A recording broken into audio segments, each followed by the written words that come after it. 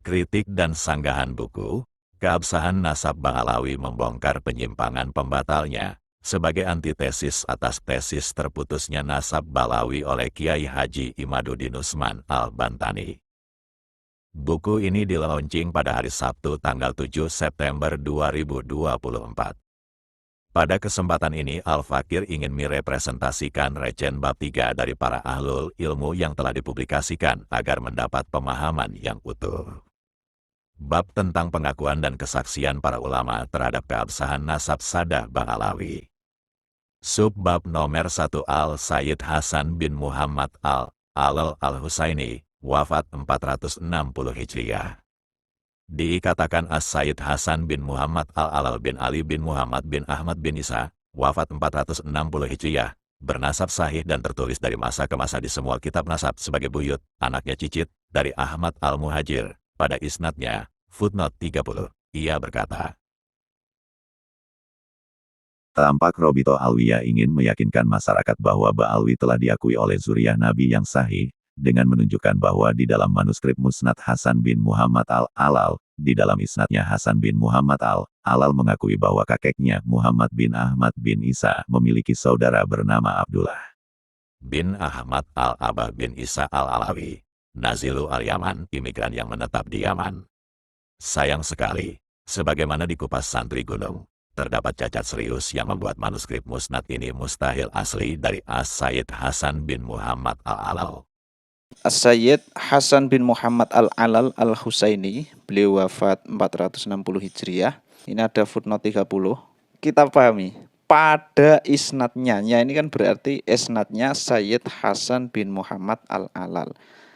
Ia berkata, berarti As-Sayyid Hasan bin Muhammad Al-Alal, beliau berkata, perkataannya seperti ini, Haddasana Al-Hasan bin Muhammad Al-Alal, qala haddasana Abul Hasan Ali bin Muhammad, dan seterusnya. Nah, ini berupa manuskrip ada, berupa tulisan bawahnya ini juga ada. Dan footnote-nya nomor 30 kita lihat di situ sumbernya dari Musnad Hasan bin Muhammad Al-Alal Makhtut. Nah, ini kita pahami dulu sahabat, ini kita samakan persepsi. Berarti tulisan yang ada di dalam manuskrip berupa gambar ini itu sumbernya dari kitab Musnad Hasan bin Muhammad Al-Alal, bentuknya masih makhtut kan gitu. Maksud saya seharusnya kalau redaksi ini adalah perkataan Hasan bin Muhammad Al-Alal dan ada di dalam kitab Musnad Hasan bin Muhammad Al-Alal, bentuk kitabnya masih makhtut, masih berupa manuskrip, redaksi awalnya kan tidak mungkin Haddasana Al-Hasan bin Muhammad Al-Alal telah berkata kepadaku Hasan bin Muhammad Al-Alal. Lah Hasan bin Muhammad Al-Alal ini kan dia sendiri. Masa iya Hasan bin Muhammad Al-Alal menulis kitab tapi dapat kabar dari dirinya sendiri? Kiai Haji Imaduddin Usman menjelaskan. Inilah penampakan manuskrip yang katanya ditemukan atau dibeli Rumail. Sanad itu menyebut nama Abdullah bin Ahmad bin Isa, ayah Alwi, yang katanya mendapat hadits dari Al-Husain bin Muhammad bin Ubaid bin Al-Askari. Nampaknya manuskrip inilah yang dijadikan dasar Hanif Alatas ketika di Rabita Alwiyah, tanggal 7 September tahun 2024 menyebut bahwa nasab Ba'alwi sudah disebut tahun 460H. Manuskrip ini pula dikutip Saudara Wafi dalam presentasi nasab Ba'alwi di Pamekasan. Saudara Hanif dan Saudara Wafi adalah dua orang yang tidak konsisten, satu sisi mereka menolak kitab sezaman, di sisi lain mereka mencantumkan bukti-bukti dari kitab palsu sezaman. Nampaknya keduanya was-was dengan konklusi mereka, bahwa kitab sezaman tidak disyaratkan. Mereka berdua juga tidak yakin dengan bukti manuskrip yang dimunculkan Saudara Rumail Abbas. Akhirnya mereka gunakan semuanya, berharap Mukibin bingung akhirnya tetap percaya bahwa Ba'alwi tetap cucu Nabi. Begini bos, manuskrip ini jelas, manuskrip lucu-lucuan, ia manuskrip bodong, tanpa identitas. Tidak disebutkan diambil dari kitab apa, karya siapa, ditulis tahun berapa, selama ini manuskrip itu ada di mana. Tetapi, menurut penulis, nampaknya ia potongan sanad-sanad yang terdapat dalam kitab palsu, Al-Arbaun, yang diatribusikan kepada Umar bin Sa'ad al-Din al-Zifari wafat 667 Hijriah, yang telah disebutkan di atas.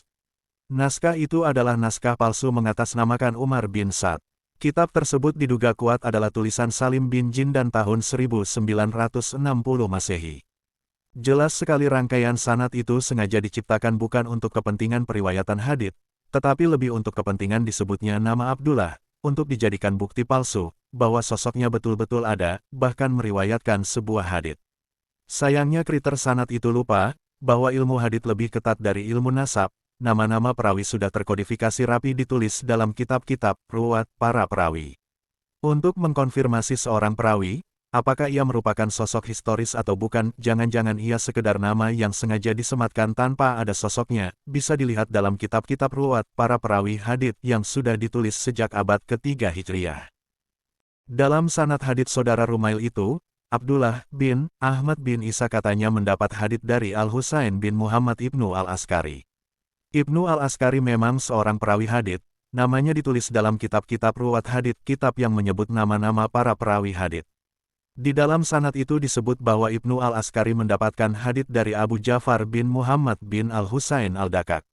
Al-Dakak pula terkonfirmasi sebagai perawi hadits, tapi apakah benar Ibnu Al-Askari meriwayatkan hadits kepada Abdullah? Perhatikan wafatnya Abdullah, ia disebut wafat tahun 383 Hijriah. Jika ia benar-benar seorang perawi, maka namanya akan dikenal oleh para ahli ilmu di masanya, tempatnya akan banyak didatangi para pencari hadits dari berbagai penjuru dunia. Dengan itu seharusnya namanya telah dicatat oleh kitab yang mencatat para perawi yang semasa dengannya atau yang mendekatinya, semacam Ibnu Syahin yang wafat tahun 385 Hijriah, atau kitab Al-Sahabi yang wafat tahun 748 Hijriah. Dan tentu namanya pula akan dicatat oleh kitab nasab pada masanya seperti Al-Ubaidili, wafat 437 Hijriah. Tapi, nama Abdullah tidak dicatat dimanapun, tidak di kitab nasab, tidak pula di kitab para perawi. Untuk menguji sanad palsu itu, mari kita teliti seorang perawi yang disebut di situ, ia adalah Al-Husain bin Muhammad Ibnu Al-Askari. Benarkah ia mempunyai murid bernama Abdullah bin Ahmad bin Isa? Mari kita lihat kitab Tarikh Baghdad tentang sosok Al-Husain bin Muhammad bin Al-Askari. Dalam kitab Tarikh Baghdad, karya Al-Khatib Al-Baghdadi ini, menyebutkan bahwa murid-murid Ibnu Al-Askari adalah Abul Qasim Al-Ashari, Abu Muhammad Al-Jauhari, Al-Hasan bin Muhammad Al-Kholal, Ahmad bin Muhammad Al-Atiki, Abul Faraj bin Burhan, Al-Qadi Abul Ala Al-Wasiti, Abdul Aziz bin Ali Al-Asji, Ali bin Muhammad bin Al-Hasan Al-Maliki, Al-Qadi Abu Abdillah Al-Baidawi, Ahmad bin Umar Al-Nahrawani, dan Abul Qasim Al-Tanuhi. Lihat kitab Tarikh Baghdad Juz 8 halaman 569. Jelas nama Abdullah bin Ahmad bin Isa tidak termasuk murid atau orang yang meriwayatkan hadits dari Ibnul Askari. Sanad itu baik dilihat dari sisi media maupun isi, terbukti palsu. Seperti dugaan Kiai Haji Imaduddin Al-Bantani, bahwa manuskrip ini diambil dari potongan sanad-sanad yang terdapat dalam kitab palsu Al-Arbaun, yang diduga dibuat Salim bin Jindan tahun 1960 Masehi, yang diatribusikan sebagai musnad dari Syai Umar bin Sa'd Al-Zafari, wafat 667 Hijriah.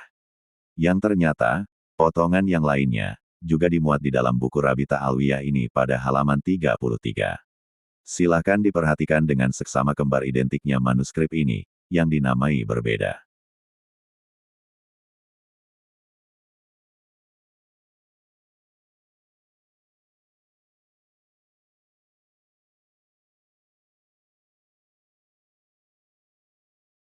Benar manuskrip lucu-lucuan kan?